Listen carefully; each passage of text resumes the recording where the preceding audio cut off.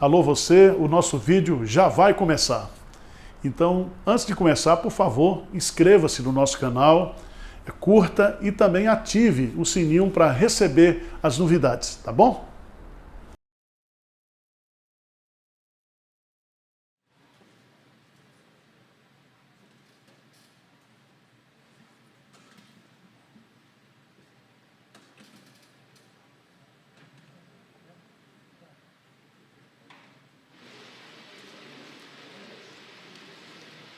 Agora sim, vamos lá. Alô vocês. Quero agradecer aí vocês que estão sempre aqui com a gente nessa classe, Escola Dominical. Essa turma aqui é a turma do Templo. Eu divido aqui com o pastor Hernandes, ele está fazendo a exposição da carta aos Hebreus e eu estou aqui fazendo a exposição da primeira epístola de João. E a gente está trabalhando o conceito de verdadeira espiritualidade. E hoje eu queria compartilhar com vocês João capítulo 2, versos de 12 a 17. João capítulo 2, de 12 a 17. Vamos lá ler o texto que diz: Filhinhos, eu vos escrevo, porque os vossos pecados são perdoados por causa do seu nome. Pais, eu vos escrevo porque conheceis aquele que existe desde o princípio. Jovens, eu vos escrevo porque tendes vencido o maligno. Filhinhos, eu vos escrevi porque conheceis o Pai. Pais, eu vos escrevi porque conheceis aquele que existe desde o princípio. Jovens, eu vos escrevi porque sois fortes, e a palavra de Deus permanece em vós, e tendes vencido o maligno. Não ameis o mundo, nem as coisas que há no mundo. Se alguém amar o mundo, o amor do Pai não está nele. Porque tudo que há no mundo, a concupiscência da carne, a concupiscência dos olhos e a soberba da vida, não procedem do Pai, mas procede do mundo. Ora, o mundo passa, bem como as suas concupiscências, mas aquele, porém, que faz a vontade de Deus, permanece para sempre.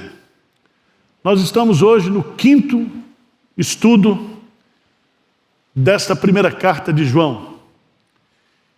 E o estudo de hoje tem como tema: não ame o que Deus odeia. Não ame o que Deus odeia. Aqui é um imperativo dizendo: não ameis o mundo. Não ameis o mundo. E eu quero começar falando que Deus, Ele é amor. Deus é amor. Mas o Deus que ama também é o Deus que odeia. Porque não pode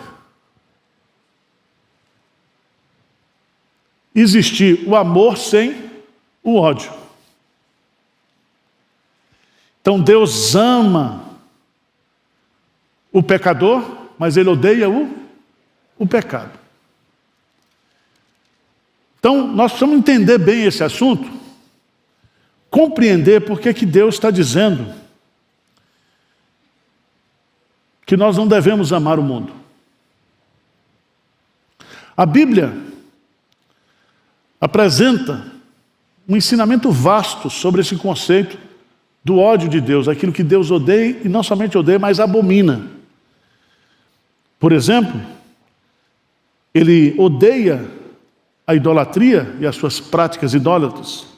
Lá em Deuteronômio 12, 31, diz assim: não farás assim ao Senhor teu Deus, porque tudo que é abominável ao Senhor e que Ele odeia fizeram Ele e seus deuses, pois até seus filhos e suas filhas queimaram aos seus deuses. Isso aqui era o culto ao deus Moloque, onde se sacrificava crianças a esses ídolos. Deus odeia também, de forma clara, a violência, o repúdio. Lá em Malaquias 2,16, diz assim: porque o Senhor, Deus de Israel, diz que odeia o repúdio, e também aquele que cobre de violência as suas vestes, diz o Senhor dos Exércitos. Portanto, cuidai de vós mesmos, e não sejais infiéis. Salomão escreve: 6 coisas o Senhor aborrece, e a 7ª a sua alma abomina: olhos altivos, língua mentirosa, mãos que derramam sangue inocente, coração que trama projetos iníquos, pés que se apressam a correr para o mal, testemunha falsa que profere mentiras, e a última que ele abomina: o que semeia contenda entre irmãos. Então, se você quiser fazer um estudo mais profundo, pega uma concordância bíblica e vê lá esse verbo odiar, quando ele é aplicado para Deus, em vários contextos do ensino do Antigo e do Novo Testamento. João apresenta aqui algo que Deus odeia. E há, na visão de João, aqui um conceito de um tipo errado de amor. Se alguém amar o mundo, o amor do Pai não está nele. E ele vai apresentar aqui 3 argumentos, 3 motivos pelo qual nós não devemos amar o mundo. A palavra mundo tem pelo menos 3 significados na Bíblia. Mundo no sentido da criação, do cosmos, certo? Mundo no sentido de humanidade. João 3,16 diz o quê? Porque Deus amou o mundo. Que mundo que ele ama ali? O mundo dos homens. Certo? O homem pecador. A humanidade. Mas existe uma terceira palavra para mundo, que é o sistema organizado, que se opõe a Deus. O mundo como sistema de pecado. O mundo com seus valores. Por exemplo, ele vai dizer aqui em João que o mundo jaz no maligno. O que significa isso? É que há um sistema chamado sistema mundano que se opõe a Deus, que faz oposição a Deus, que persegue a igreja, que rejeita os valores de Deus. Então é esse mundo como sistema organizado que nós não devemos amar.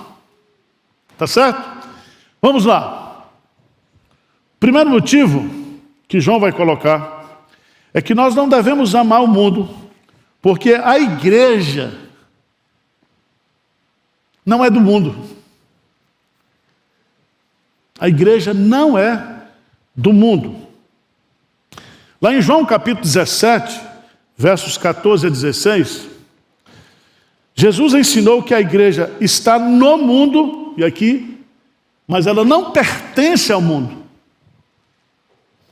Vamos voltar um pouquinho lá, por favor.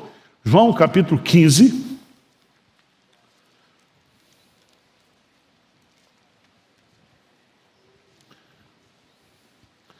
Versículo 17, diz assim: isso vos mando, que vos ameis uns aos outros. Então, entre nós devemos amar uns aos outros. Mas ele diz: se o mundo vos odeia, saber que primeiro do que a vós outros me odiou a mim. Que mundo é esse que nos odeia, que odiou a Jesus? É o mundo do sistema o quê? Humano, pecador. A gente poderia chamar até o império das trevas, né? Aqueles que estão sob o domínio de Satanás. Então, coloque na sua cabeça: nós estamos no mundo, no planeta Terra, mas nós não somos do mundo. Nós vivemos nesse mundo sem Deus, uma estrutura contra Deus, mas nós não somos participantes dessa estrutura, porque nós somos agora o que é a igreja de Deus. Ele nos tirou do mundo e nos enviou ao mundo. Ele nos tirou para nos dar identidade de igreja. E agora ele nos envia ao mundo para pregar o evangelho a toda criatura. Nós somos o sal da terra e a luz do mundo. Mas nós somos o quê? Diferentes, separados. É tão interessante Veja lá, por favor, a partir do versículo 12. Filhinhos, eu vos escrevo porque os vossos pecados são perdoados por causa do meu nome. João está tentando nos encorajar aqui.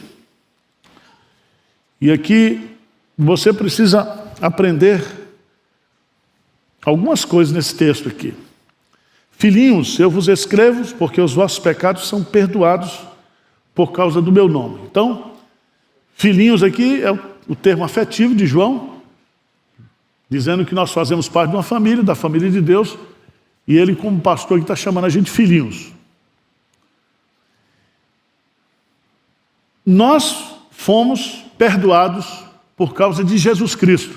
Por isso que nós fazemos parte da família de Deus. Mas João vai colocar aqui algumas coisas muito interessantes. Primeiro, é que a igreja reúne pessoas de todas as idades.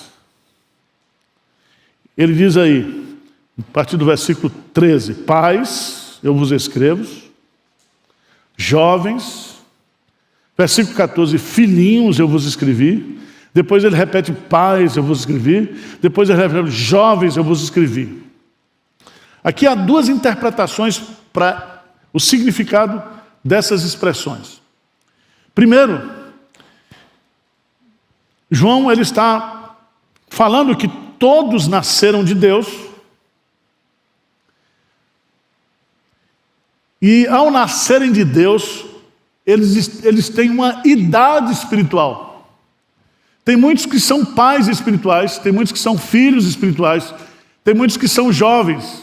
Ou seja, pai, filhos e jovens aqui significa ao tempo de conversão, a maturidade espiritual. Deu para entender? Então, uma pessoa que tem um bom tempo de convertido, uma pessoa que cresce, que amadurece, ela se torna um pai espiritual no sentido de ser produtivo, gerador de novos filhos. Né? Eu me lembro que quando eu fazia parte da mocidade, né? E a gente cantava o hino Jovens Fortes, chama-nos Jesus, né? Era o hino oficial da mocidade. É ainda, né?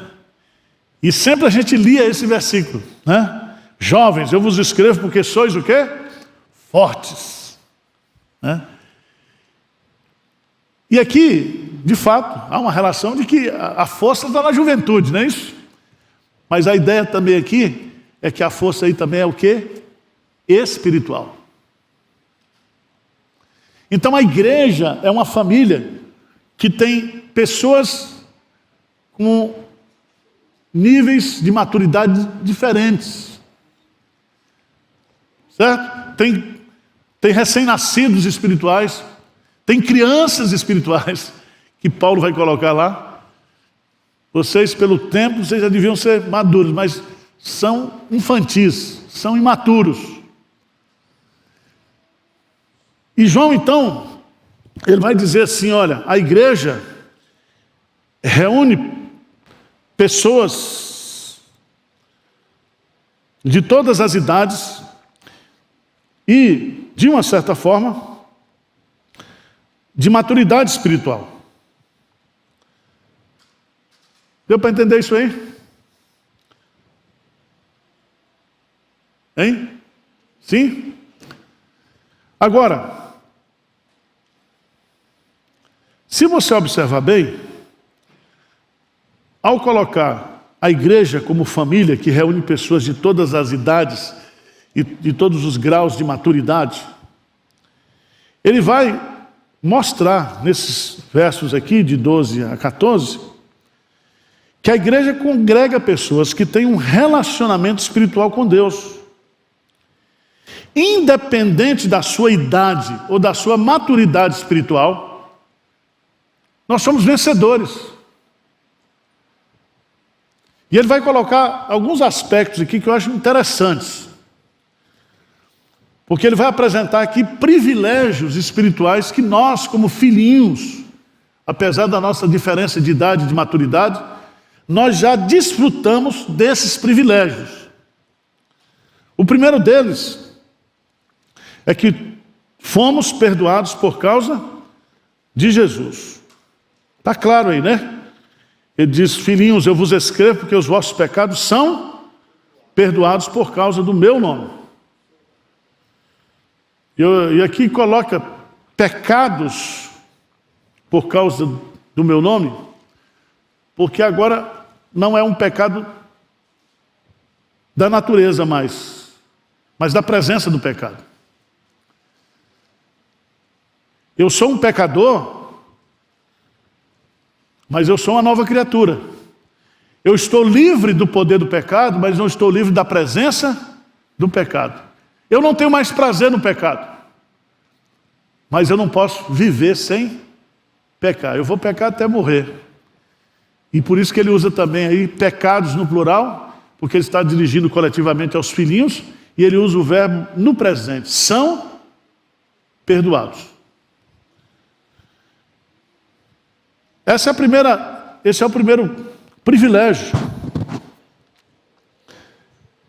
Abra a sua Bíblia, por favor. Atos 13, 38 e 39. Atos 13.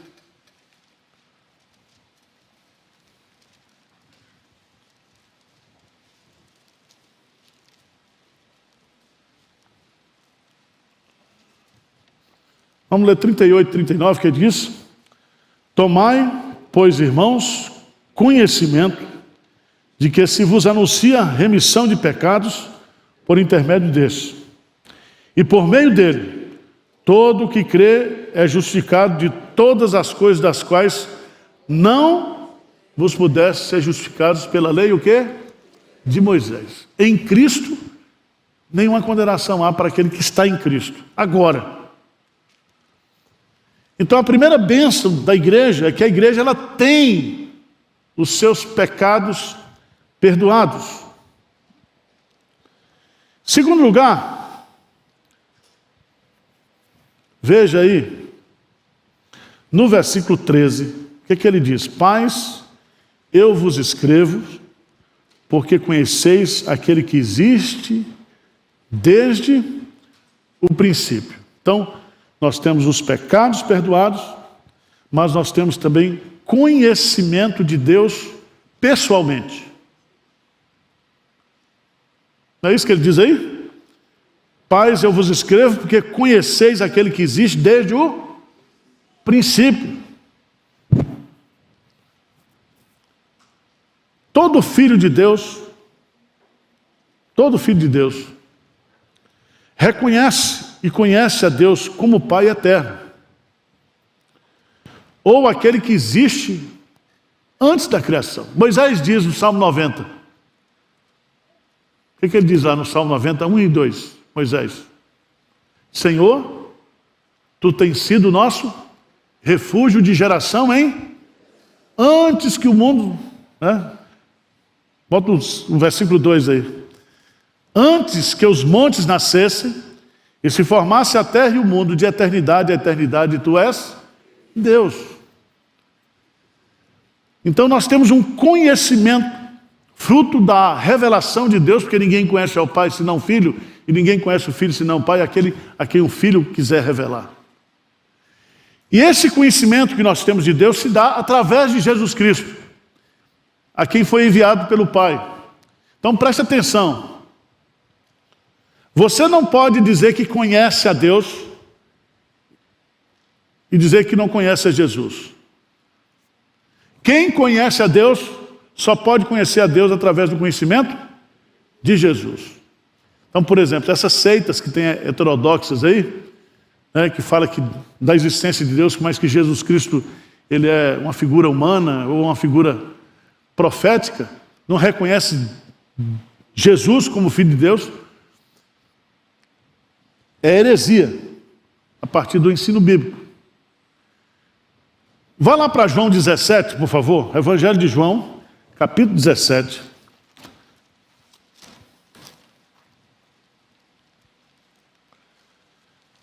Vamos ler o versículo, o conceito de Jesus sobre vida eterna. João 17, versículo 3.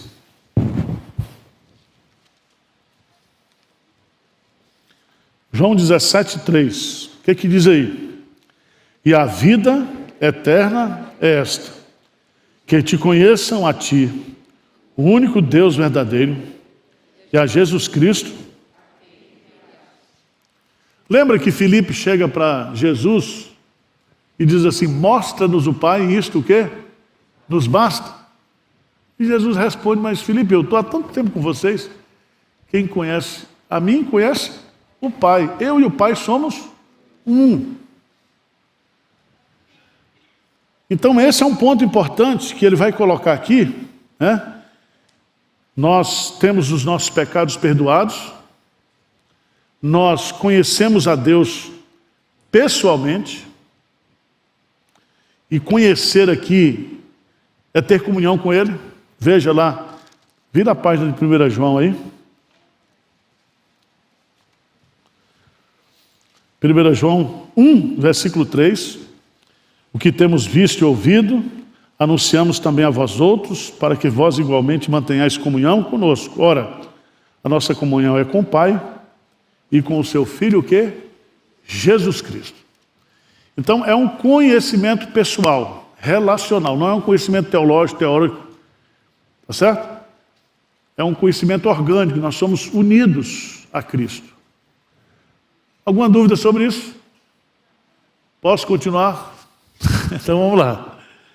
Terceiro privilégio espiritual que a gente tem ao fazer parte da família, da igreja de Deus. Vamos ver lá o que ele diz? Pais, versículo 13, eu vos escrevo porque conheceis aquele que exige de princípio. Jovens, eu vos escrevo porque tendes o quê? Vencido o maligno.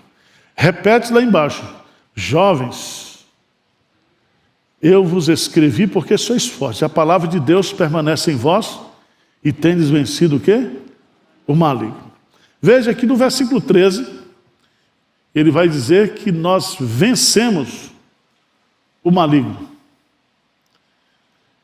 E aí, ele está falando que Jesus Cristo libertou todo cristão e toda a igreja do poder da escravidão do maligno. É o vencer no sentido de ter a libertação do poder de Satanás. Estão entendendo? Esse é o primeiro aspecto. Veja lá, por favor, Hebreus capítulo 2, versos 14 e 15.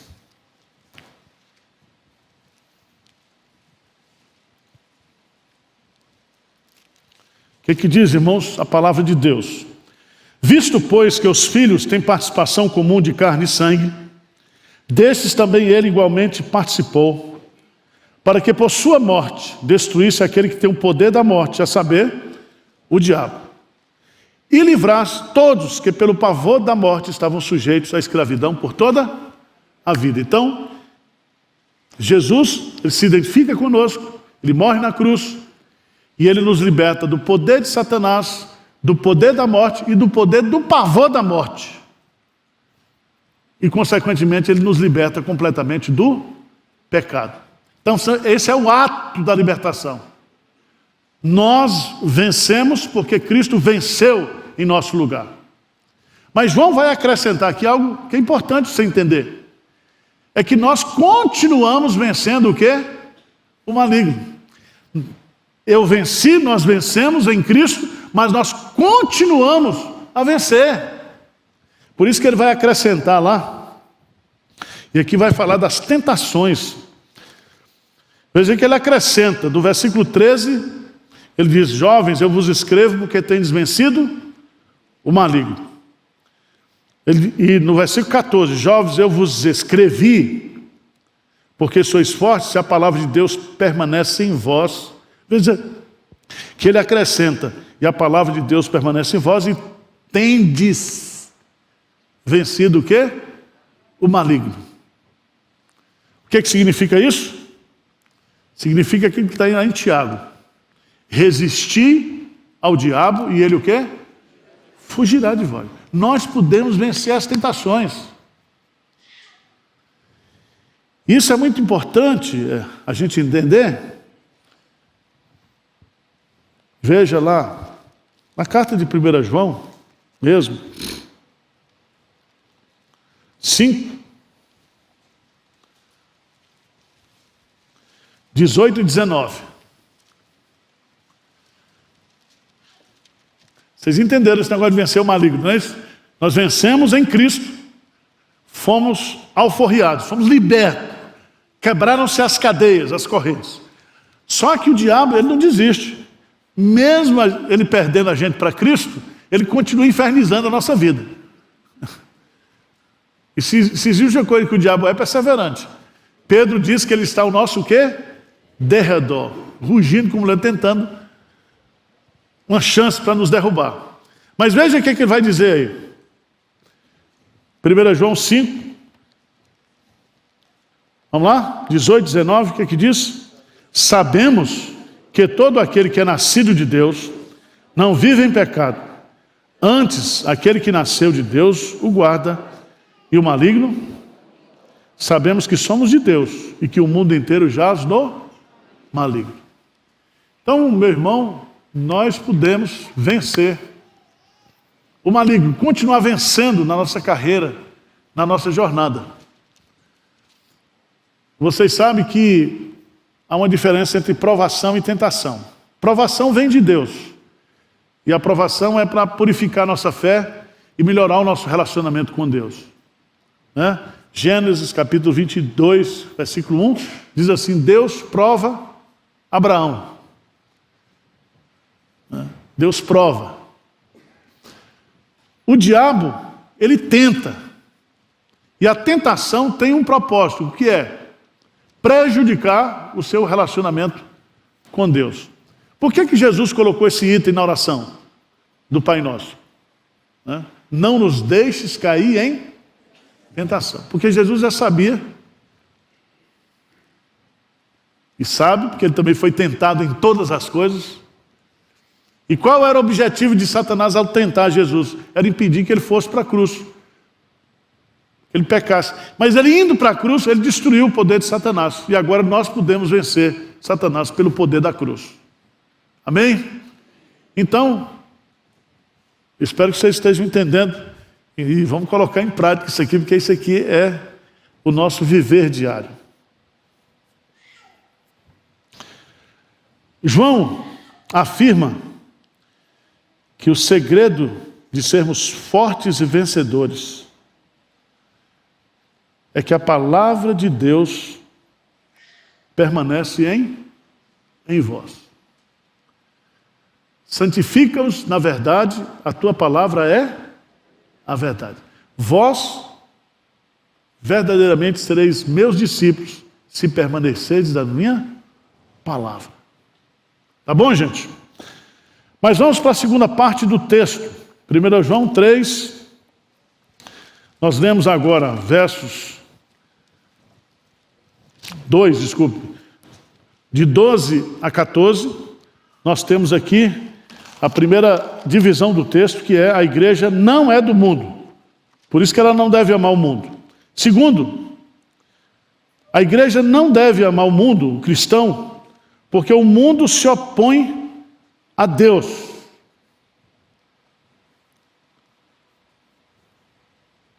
O mundo se opõe a Deus. Diz aí, e repetindo, existe o mundo físico, o planeta Terra. Deus criou o mundo. O mundo humano, a humanidade, João 3,16. Mas aqui, quando ele diz, versículo 15, não ameis o mundo, ele está falando como a humanidade, ou como o sistema que se opõe à vontade de Deus. É o texto que nós lemos lá em 1 João 5,19. Sabemos que somos de Deus e que o mundo inteiro jaz no maligno. Inteiro. Às vezes, irmãos, eu fico assim, vendo às vezes a inocência de alguns irmãos, né? Achando que um dia a imprensa, que faz parte do sistema do mundo, vai falar bem da igreja. que políticos incrédulos, juízes incrédulos, vão fazer leis. Só se houver a intervenção de Deus, mas do ponto de vista natural, o mundo não ama a igreja. O mundo persegue a igreja. Você vê que na imprensa, quando eles querem denegrir a imagem da igreja, eles gostam de publicar pecado de pastor, né? Pastor foi preso porque estuprou não sei quem, pastor foi preso porque roubou, pastor foi preso. Na CPI da corrupção, um sujeito foi chamado lá e a ênfase dele era o reverendo, o reverendo. Aquilo foi batido justamente para denegrir o nome reverendo e o nome da igreja. O mundo jamais fará bem da igreja, a não ser por causa do testemunho da igreja impactando o mundo. Mas achar de graça. Há quantos anos a igreja tem servido o nosso país? Quantas escolas nós temos evangélicas cuidando das crianças? Quantas famílias são preservadas por causa do trabalho da igreja? E ninguém faz reportagem disso. Porque não interessa ao mundo publicar as virtudes da igreja. E também o privilégio de anunciar as virtudes daquele que nos chamou não é da imprensa, é da igreja. É a igreja que tem que proclamar o evangelho. O mundo vai ver Cristo através da igreja. Deu para entender ou não? Vocês estão tão comportados hoje que eu estou até com medo. Vocês estão igual o coruja, prestando atenção, mas não vocês estão entendendo. E a coruja é o símbolo da pedagogia, né? Não sei porquê. Nunca ouvi uma explicação assim bem convincente sobre isso. Mas vamos lá. Aqui João usa a palavra mundo como esse terceiro sentido. Então, não ameis o mundo é uma ordem. É uma ordem. Por quê? Porque o mundo é um sistema organizado, mau, e ele é organizado e dominado por Satanás. A palavra mundo, segundo o professor John Stott, inclui todos aqueles que estão nas trevas. E quem é o imperador das trevas? Satanás. Colossenses diz que Deus nos transportou do império das trevas e nos trouxe para o reino da luz. Então, quem está agindo, reinando, influenciando, dominando? Satanás. E aí, John Stott comenta: o mundo é, pois, uma expressão inclusiva, referente a todos que estão no império das trevas e não são nascidos de Deus. Lembre-se que os cristãos, eu e você, a igreja, nós somos escolhidos o quê? Do mundo. Nós somos tirados desse império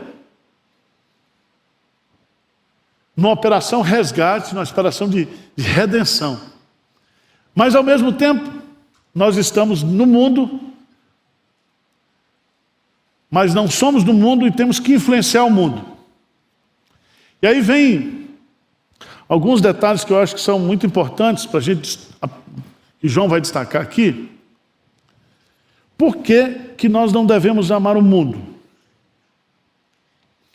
nem as coisas que há no mundo? A primeira razão, não ameis o mundo, nem as coisas que há no mundo. O que há no mundo? Aí ele vai explicar depois. O que o mundo valoriza? O que esse sistema dominado por Satanás valoriza? O que ele incentiva? O que ele promove? Nós vamos ver. Mas antes, ele coloca aqui uma coisa muito forte. Ele diz: se alguém amar o mundo, é porque o amor do Pai não está nele. Porque nós não podemos amar e nem servir ao mesmo tempo dois senhores. Então, quando eu começo a amar as coisas que são praticadas por esse sistema mundano dominado por Satanás, isso pode ser uma evidência de que eu não sou convertido. Mas se eu sou convertido, eu não concordo. Eu não somente não aceito isso, mas eu também não aprovo isso.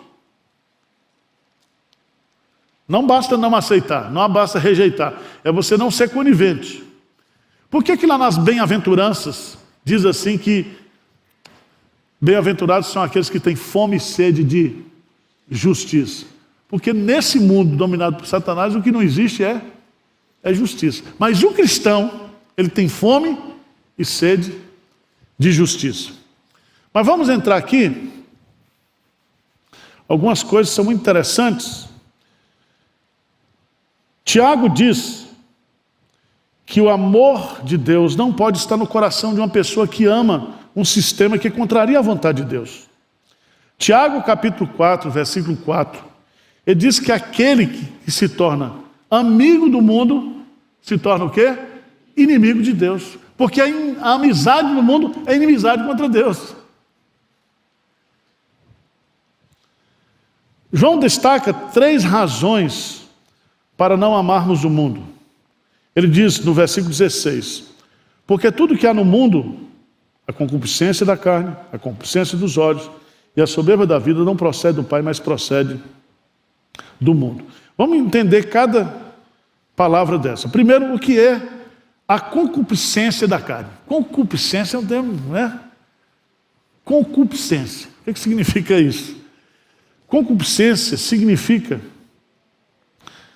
os desejos da carne, os desejos pecaminosos, a nossa natureza pecaminosa. Os desejos para nós hoje do velho homem.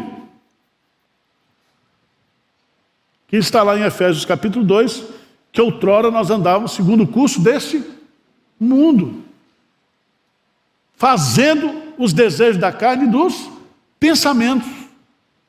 Porque não é só o desejo, é o pensamento que está influenciado por Satanás. E ele diz lá, do espírito que agora opera nos filhos da desobediência. Então, esse sistema do mundo, ele está impregnado, ele é promotor da satisfação dos desejos da carne.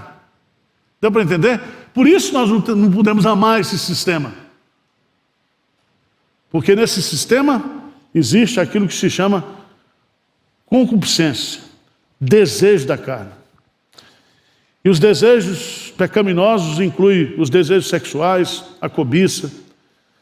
São desejos malignos porque induzem ao homem ao pecado e à desobediência a Deus. Em segundo lugar, o que significa a concupiscência dos olhos? Isso se refere aos prazeres pecaminosos despertados pela visão ou pela atração dos olhos. Eu usei uma expressão aqui que eu achei muito interessante. O sujeito passa a ver uma mulher bonita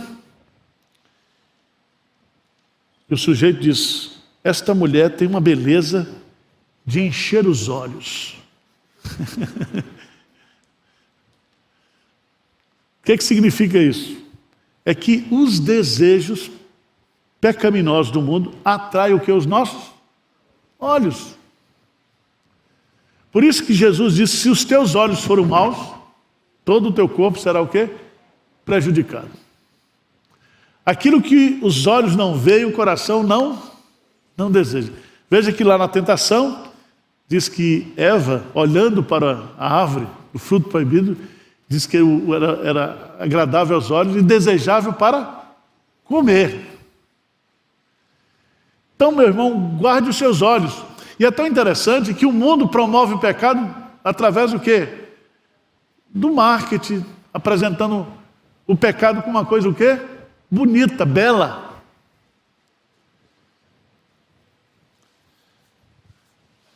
Mas, em terceiro lugar, nós não devemos amar o mundo por causa da concupiscência da carne, da concupiscência dos olhos e também a soberba da vida. O que significa isso, irmãos? A soberba da vida refere-se ao orgulho de se confiar nos bens materiais. É a soberba daquilo que o homem tem e faz. É o culto à personalidade humana. Tá certo?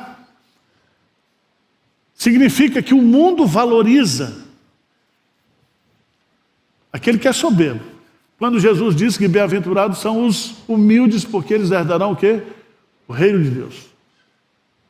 Bem-aventurados os puros de coração, porque eles verão Deus. O mundo, a soberba da vida, destrói tudo isso. O que o mundo valoriza? O sistema valoriza. É justamente a soberba, a arrogância. Você já viu que tem uma revista Forbes, né, que fala dos o quê? Dos mais ricos? Não tem uma revista que fala dos mais pobres, tem? A revista dos mais pobres é estatística. Eu me lembro daquela revista Caras, né? Não sei se existe mais, é muita cara de pau. Vende uma imagem, né? Agora tá indo, isso é pelo Facebook, né? Agora. É uma coisa assim horrível. Isso se chama o quê? A soberba da vida. O mundo é soberbo. O mundo glorifica o pecado. O mundo valoriza o errado. O mundo promove e incentiva aquilo que é contrário a Deus.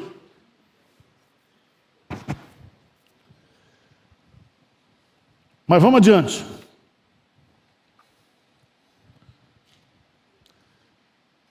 Essas três características, elas são resumidas por um comentarista dizendo: desejos sórdidos, valores falsos e egoísmo.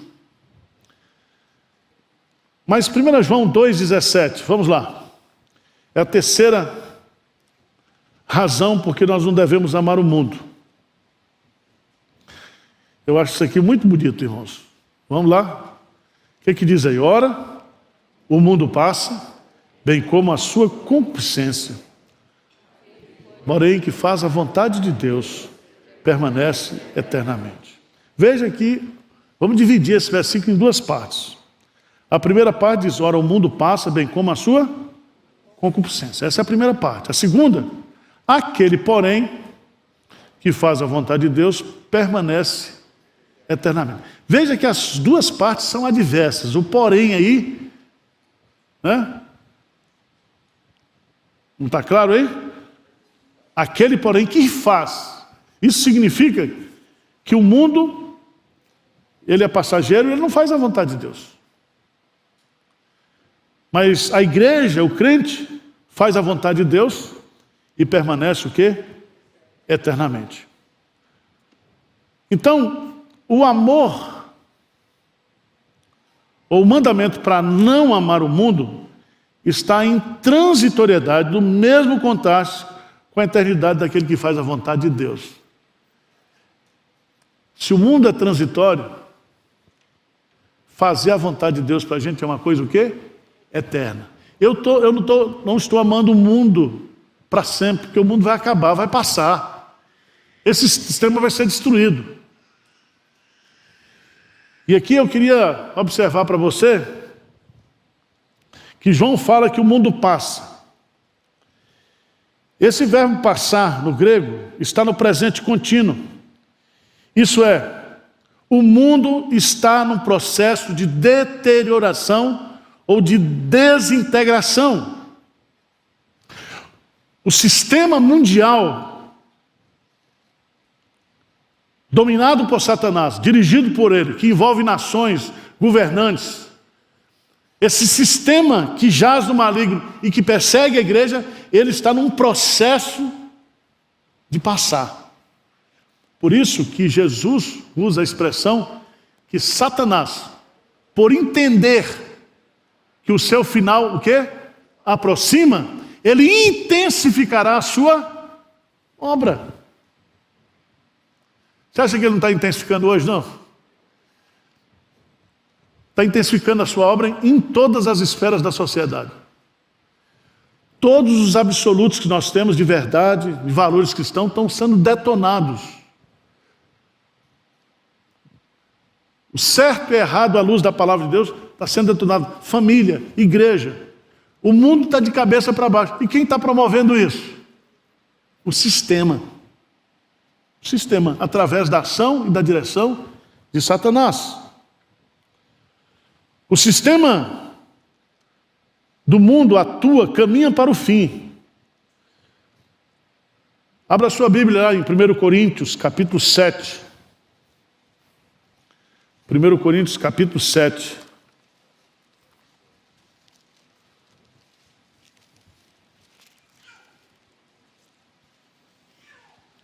Versículo 31.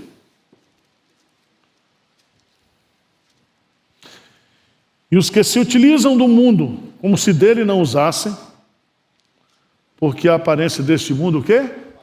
Passa. Toda essa mentirosa aparência, tudo isso vai desvanecer. Está num processo de destruição. O clímax dessa destruição será o juízo final. E a Bíblia diz que o salário do pecado é a morte eterna, a segunda morte. Mas João fala que a igreja permanece. A igreja de Cristo é constituída por aqueles que fazem a vontade de Deus. O destino da igreja é a eternidade. Quem faz a vontade de Deus tem a promessa da vida eterna. Veja aí, 1 João 2, versículo 25, o que é que diz lá? E esta é a promessa que Ele mesmo nos fez, a vida eterna. Então, se o mundo está num processo de deterioração, aquele que faz a vontade de Deus, o quê? Permanece para sempre. A vida do cristão neste mundo é passageira.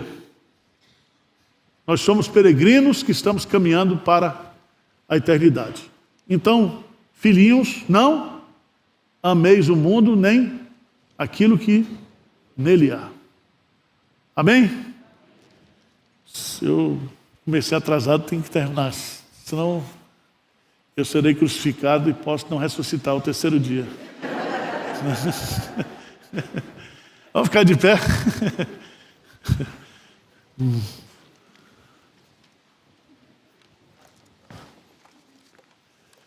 Senhor Deus, a Tua palavra é tão linda, tão maravilhosa. Ela ilumina a nossa mente, aquece o nosso coração, santifica a nossa alma.